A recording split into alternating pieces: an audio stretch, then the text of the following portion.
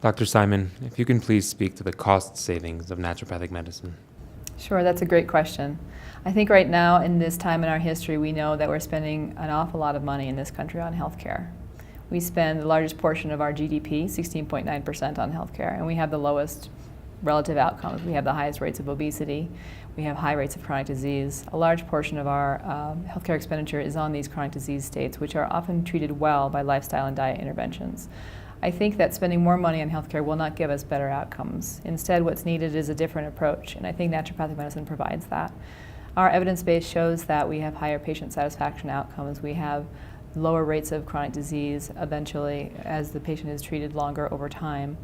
And from that database, we're also learning that these are new approaches that incorporate something called Therapeutic Order, which the naturopathic doctor actually utilizes.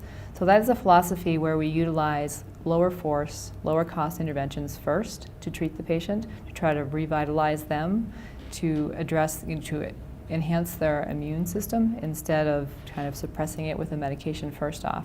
So this isn't always what we utilize, but I think the naturopathic doctor is particularly good at triaging the patient, understanding when those lower force interventions can be used first before a pharmaceutical approach.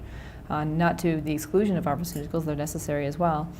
But we know now that the average American is, I think, using 5 prescription medications, which is an awful lot. And those all have associated side effects as well. Sometimes those side effects require more treatment as well, so the costs go up and up with that approach. Even conventional cancer treatments now are utilizing the approach of using the innate immune system, and that's considered really cutting edge for the oncology world. Naturopathic doctors, traditional Chinese medicine, we've been utilizing that approach for thousands of years. So it's nice to see that conventional medicine is also coming on board with understanding the inherent ability of the body to heal.